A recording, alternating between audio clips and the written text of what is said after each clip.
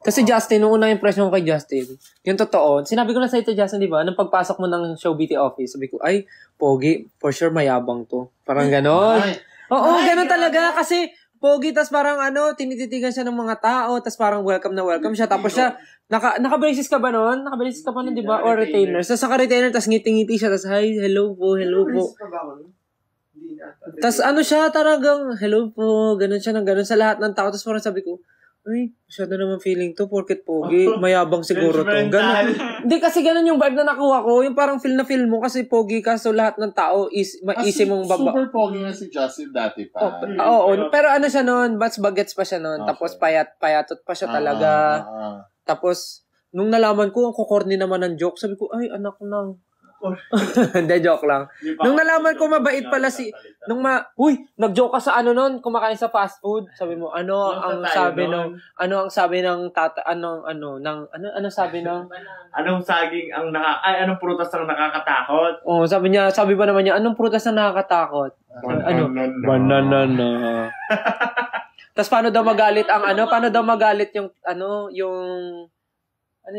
paano magalit yung sa anak? Yung tigre sa anak. Sa tatay. Ay. Paano magalit? Basta something, ganun. Yung mga joke niya. Tiger. Basta ganun naman ito. Sabi ko, ganun.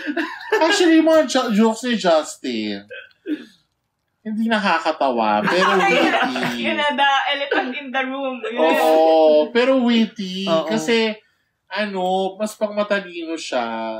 Feeling ko si Justin funny siya sa Amerika kasi witty humor ang uso dito. Hindi naman tayo sa Amerika, hindi tayo natatawa. I mean, natatawa yung mga tao doon sa Thank you, KS Flores. Thank you, Josa Marix. Oh. Thank you, AR_A_Z. Thank you, Ken CC. Thank you, Sweet Crazy Mylene.